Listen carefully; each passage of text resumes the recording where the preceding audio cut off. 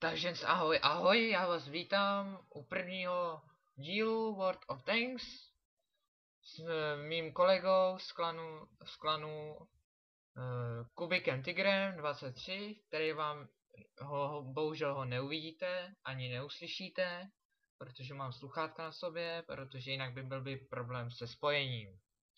Dále máme tu pro vás tanky, jak vidíte.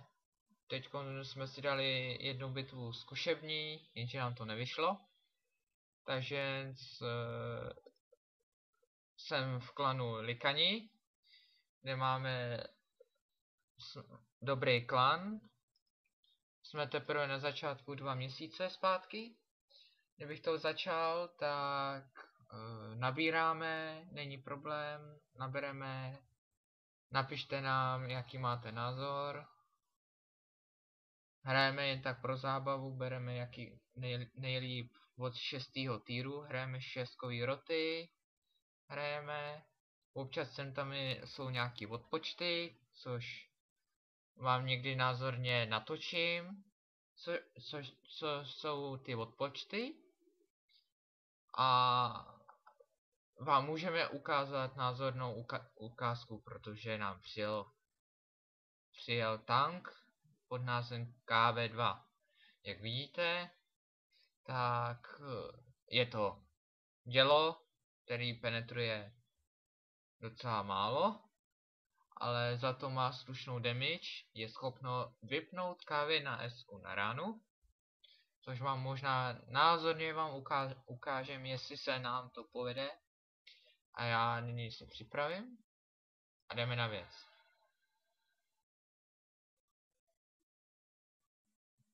Takže matchmaking nám dopřál mít česky. Máme proti sobě skoro TDčkovou party, což jsou stíhači pro nováčky. Když tak řeknu stíhače, protože zkušení hráči už ví, co to jsou TDčka, dělo, artiny, těžáci a tady to. Takže kam myslíš, že, Kubo, pojedeme? Takže do prostředka pojedeme. Dobře. Takže já tě budu následovat. Jsem zvědavý, jak vidíte, tak mám XVMko. Mám. Ne to novější, ale trošku starší, od jiného vydavatele. Následující, jak vidíte, tady to není, jak jste si mysleli, že každý XVMko má jinačí statusy, jinačí modely, všechno.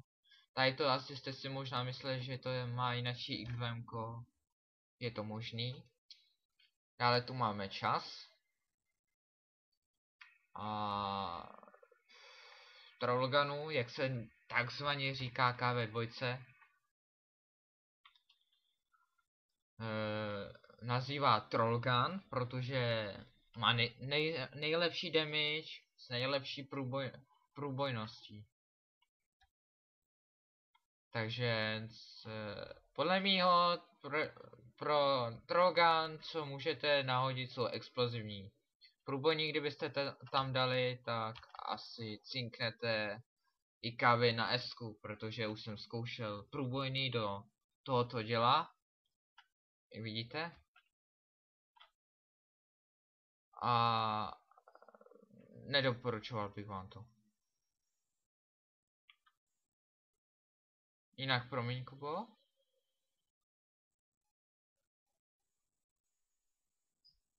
Vidíte, ubral jsem 400, protože nekoukal spodek, ale jinak tento tank je schopen vypnout na ránu.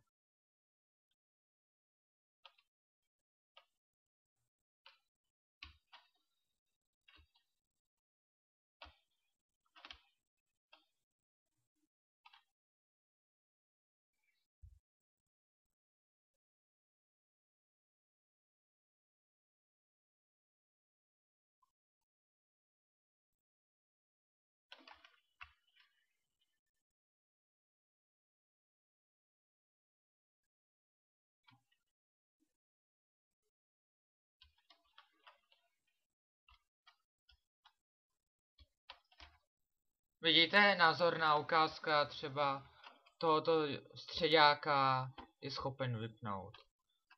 Jenže teď si mě rozstřílej, protože tento tým, jak vidíte, jsou totální na hovno.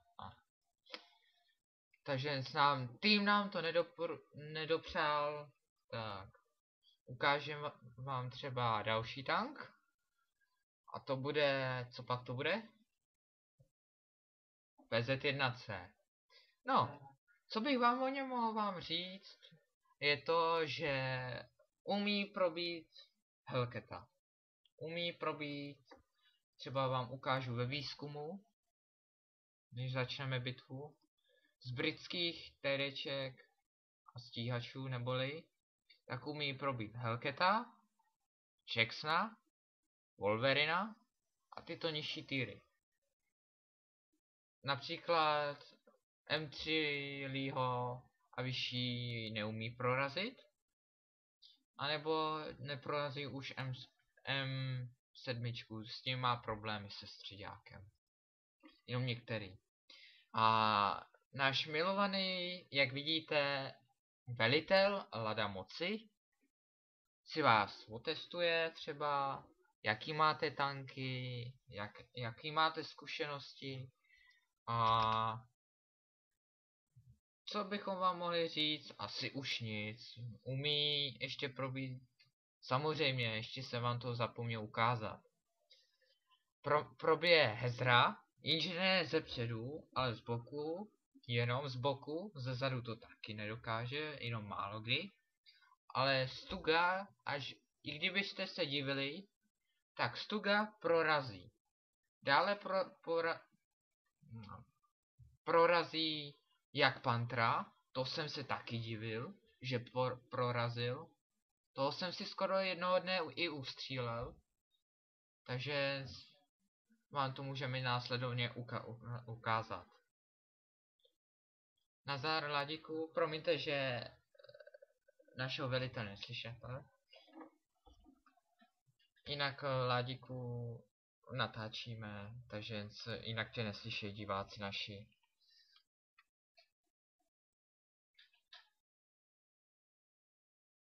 Natáčíme pro klan. Takže jinak co bych měl říct?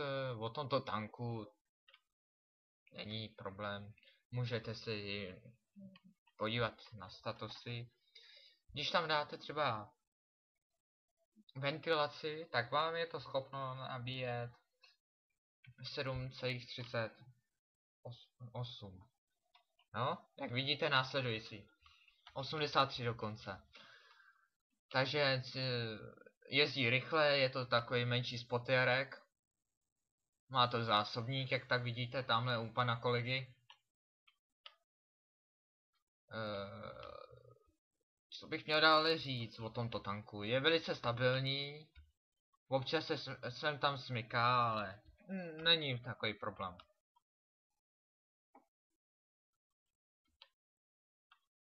Takže zkoušíme štěstí, jestli se nám to podaří.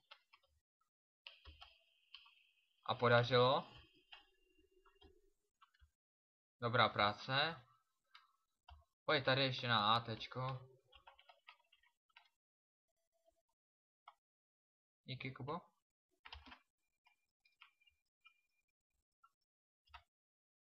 Díky, já nabijem.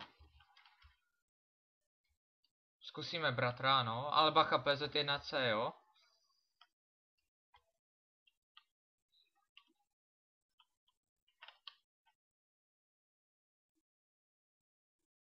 Nabijím. Tak nic. Ne, nevolal nikdo.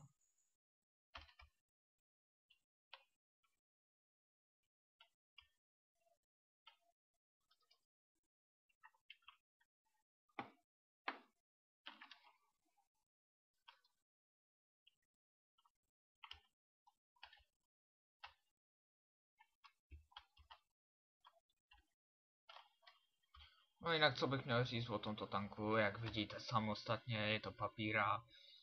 Ale samozřejmě umí dobře pucovat. To je bezchybný.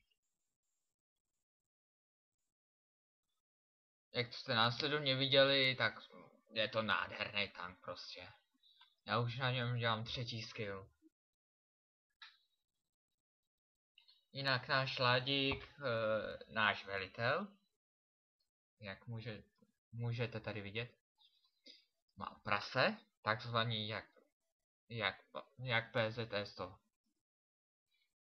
Že, Ládíku? Sice ho neuslyšíte, ale můžeme vám to dosvědčit. Tady má třeba GVS stovku. On to usnadním. I má třeba to prase, jak jsem vám říkal. Následují další prase. To je E100, to je mládě.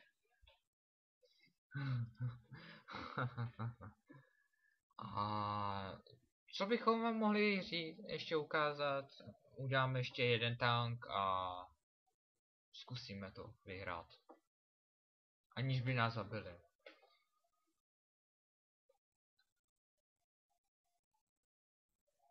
Takže já, abych tam dal třeba IS-3.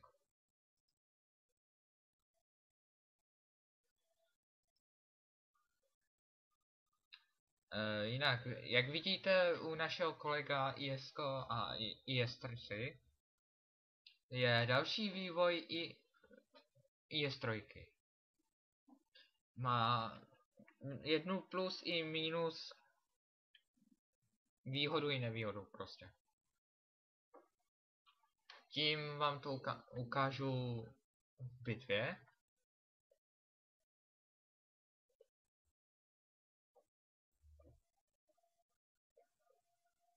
Jestli jsem to zapnul. Takže já vám to ukážu.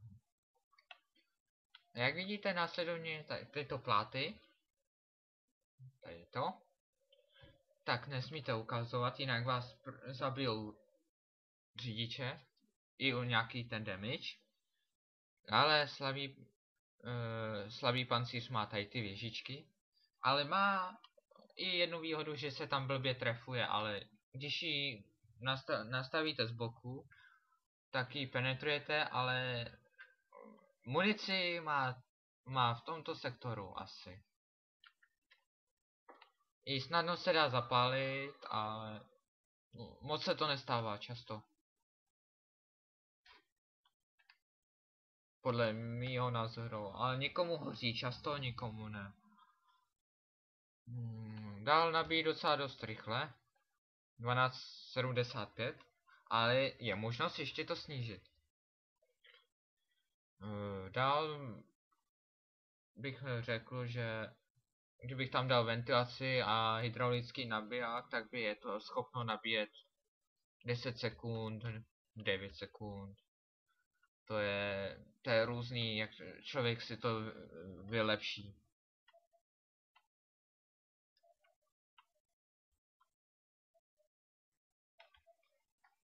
No jinak, uvidíte dále v bitvě prostě.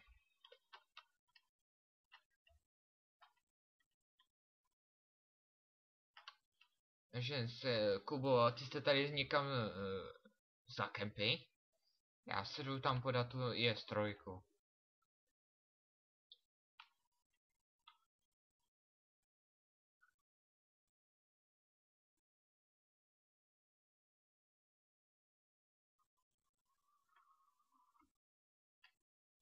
Jestli neslyšíte nějaký ty zvuky, tak to je tím, že jak jsem říkal, mám na sobě sluchátka ubírá 422, jak vidíte. Ale je schopno dát i za 500 občas. I když je to je nadprůměrná damage třeba do středáku. Není problém. Umí penetrovat skoro cokoliv, prosím. 44 probí spodek.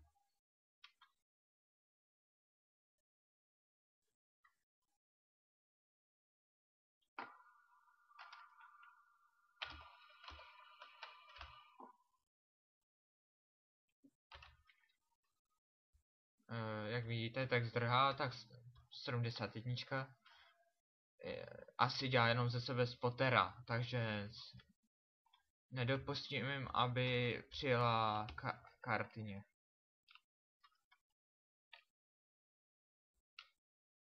Dělám cokoliv, abych prostě ji zastavil.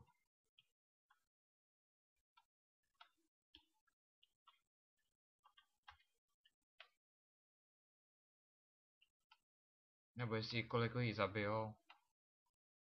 To nevím, jestli budou schopní.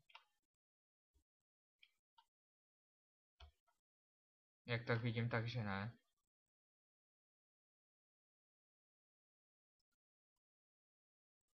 Občas to mine, jak následovně jste viděli.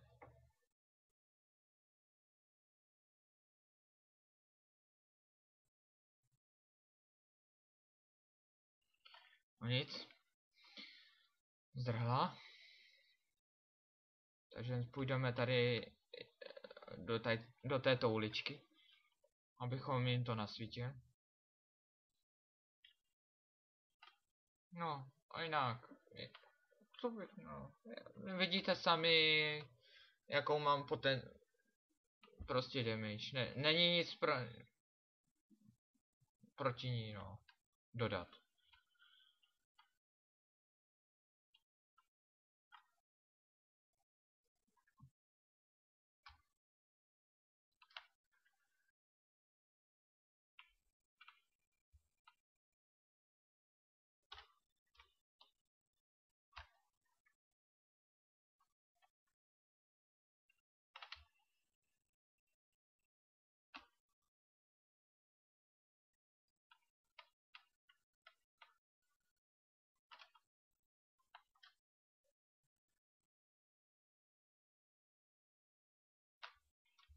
Protože teďko jak se vidět, tak mě cinklo a to je 44, to je neuvěřitelný.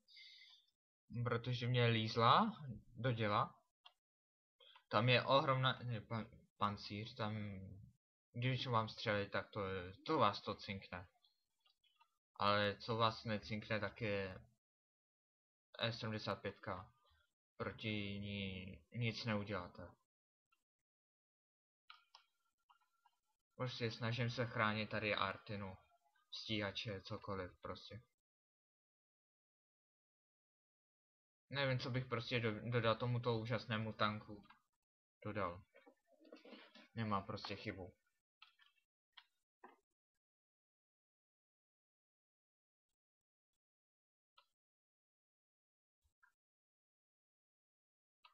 Takže uvidíme, jestli mě zdrhlo to LCčko tady. Jestli mě bude čekat zezadu. A taky, že ne, taky, že jo. Chtěl jsem říct, že ne. Nebo jo, nevím, teďkon.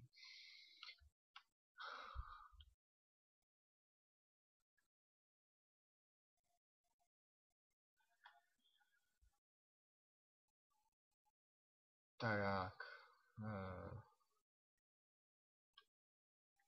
Asi tato bitva dopadla pro nás dobře. To je prostě nádhera, to vidíte. Nesnažím se to prostě vyžírat, nic. Prostě jak to dopadne, tak to dopadne. Nic proti tomu bych nemohl dodat. Prostě tomuto úžasnému tanku. Jenom má pár plus a minus výhod, no. Prostě musíte furt ukazovat vršek, nebo tak, abyste byli nauhlovaní, aby vás to cinklo.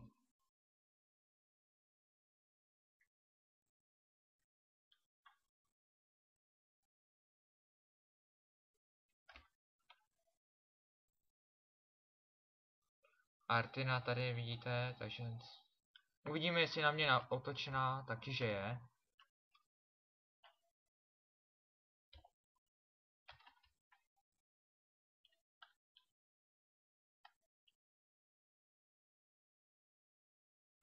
Ty jo, vidíte, že mi to vyježdali před nosem, takže...